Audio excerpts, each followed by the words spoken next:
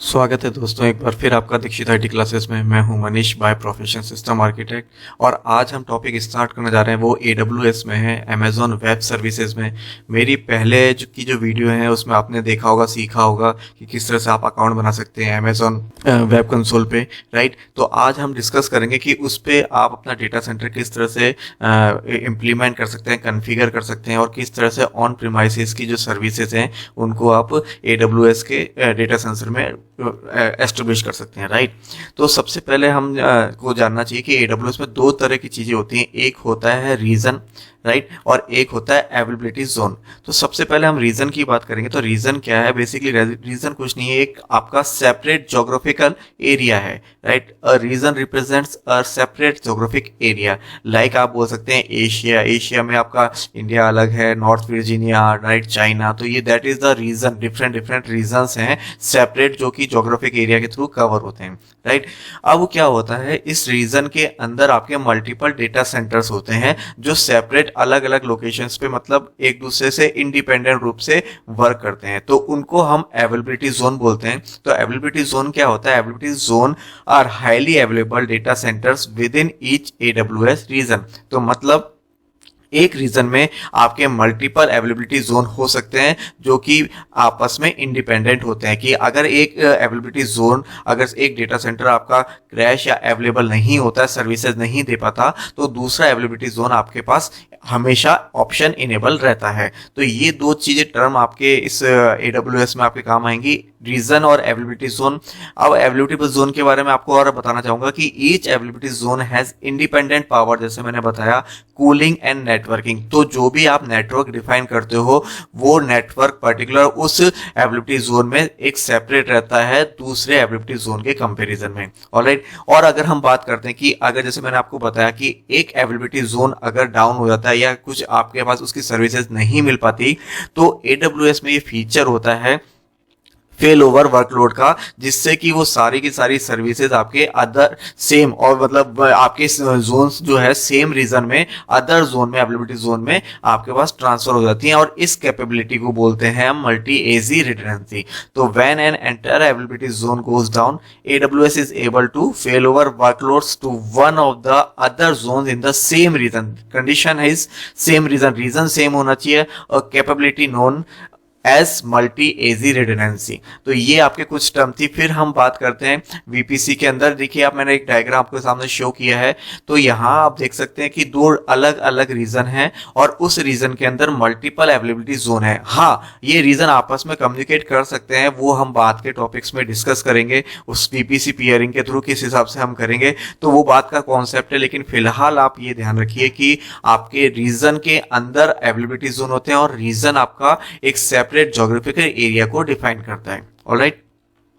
फिर हम बात करते हैं आपकी VPC की। तो VPC क्या होता है?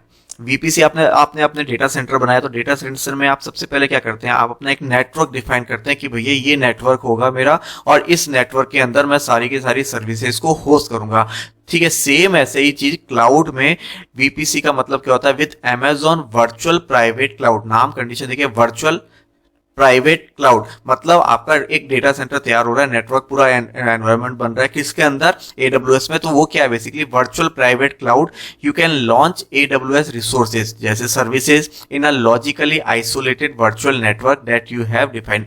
तो सेम वही चीज जो आप डेटा सेंटर में डिफाइन करते हैं, पूरा एक नेटवर्क पहले, उसके बाद आप अपनी सर्विसेज को लॉन्च करते हैं, कन्फिगर करते हैं। सेम वैसे ही AWS क्लाउड में भी आपका सेम एज इट इज आपका एनवायरनमेंट क्रिएट होता है, राइट। अगर मैं और बात करूं AWS की, AWS में VPC की, तो Amazon virtual private cloud gives you full control over your virtual networking environment.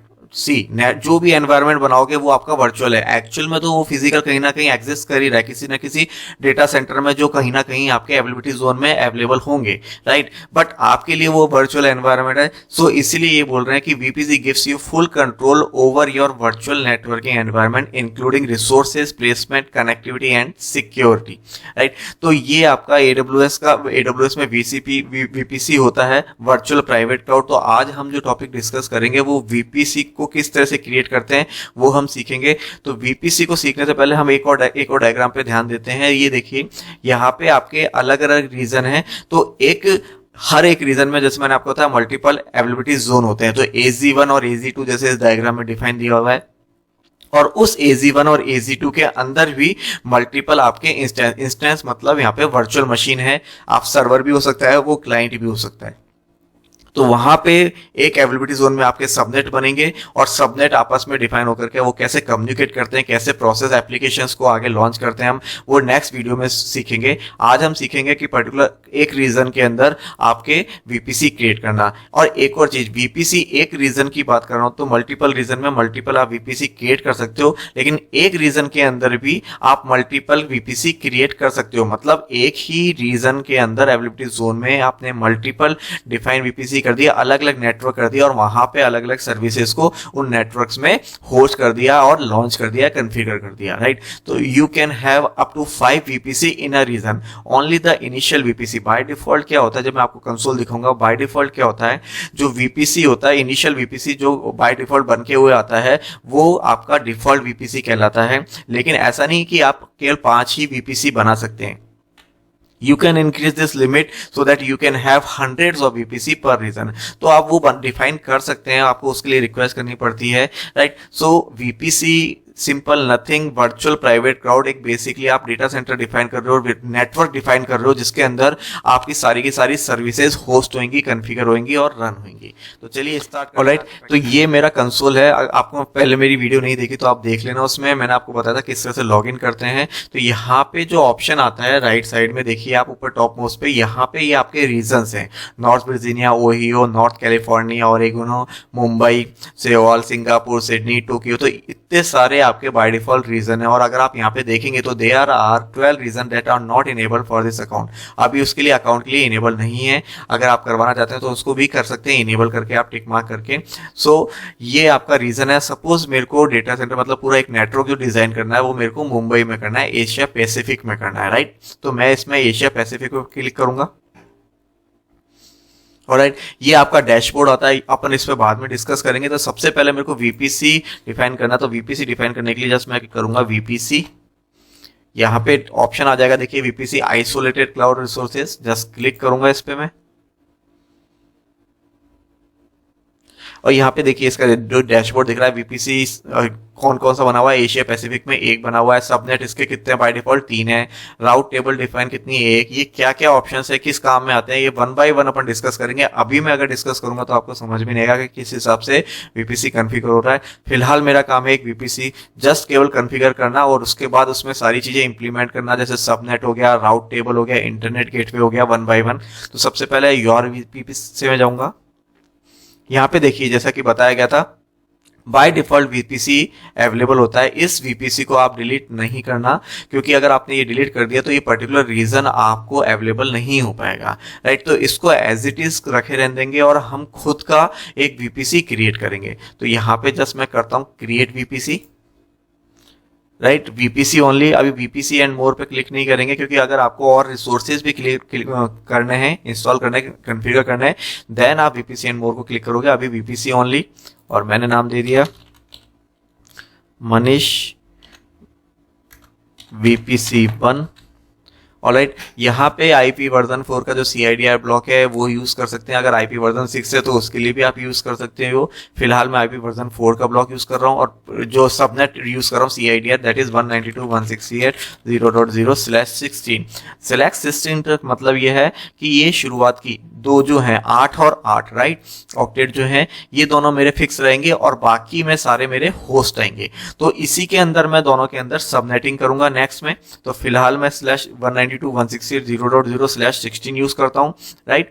यहाँ पे अब आपके दो टेनेंसी होती हैं, देखिए एक है डिफॉल्ट, एक है डेडिकेटेड। अगर आप डिफॉल्ट टेनेंसी यूज करते हैं, राइट, तो ये शेयर्ड पे होती है, तो इसमें आपका ज्यादा कॉस्टिंग इन्वॉल्व नहीं होता। अगर आप डेडिकेटेड करते हैं देन आपका चार्जेबल, इसमें VPC क्रिएट करने में आपके ज्यादा चार्जेस आते हैं। तो फिलहाल के लिए मैं टेनेंसीज को करता हूं और जस्ट क्रिएट VPC पे क्लिक करता हूं।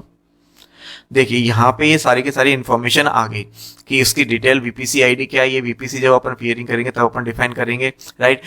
DHCP ऑप्शन क्या है, IP वर्जन 4 क्या है, IP वर्जन 6 क्या है, DNS रिजोल्यूशन इनेबल्ड है या नहीं है। अगर DNS रिजोल्यूशन इनेबल्ड नहीं है तो आप उसको कर सकते हैं। कैसे कर सकते हैं इनेबल, एक्शन में जाएंगे और एडिट VPC सेटिंग पे क्लिक करेंगे। और यहाँ पे देखिए ऑप्शन होता है इनेबल डीएनएस रिजोल्यूशन, तो इसको टिक मार्क कर सकते हैं अगर नहीं है तो। अगर आप इनेबल डीएनएस होस्ट नेम को इन्फॉर्मेशन को इनेबल करना चाहते हैं तो आप यहाँ पे टिक मार्क कर सकते हैं। अगर आपको इसके बारे में और पढ़ना है कि क्या चीज होती है तो इनेबल डीएनएस रिजोल्यूशन पे इन्फो पे क्लिक करूंगा तो यहाँ पे शो कर देगा the DNS resolution attribute determines weather DNS resolution through the Amazon DNS server is supported for the VPC. तो Amazon का जो डीएनएस सर्वर है उसके थ्रू डीएनएस रिजोल्यूशन हो, तो इसलिए मैंने यहाँ पे टिक कर दिया है। जस्ट इसको सेव कर दूंगा। ऑलराइट, तो यहाँ पे इस तरह से चीजें करेंगे। आप वापस आप योर वीपीसी पे जाऊंगा मैं, तो यहाँ पे देखिए ये एक वीपीसी क्रिएट हो गया जिसकी वीपीसी आईडी ये है, स्टेट अवेलेबल है, आईपी वर्जन 4 ये डिफाइन किया हुआ है, आईपी वर्जन 6 है नहीं, डीएचसीपी ऑप्शन मैंने सेट किया हुआ है इनेबल, तो वो है। अभी इससे कोई रूट टेबल एसोसिएट नहीं है, कोई इसकी एसीएल एसोसिएट नहीं है, राइट।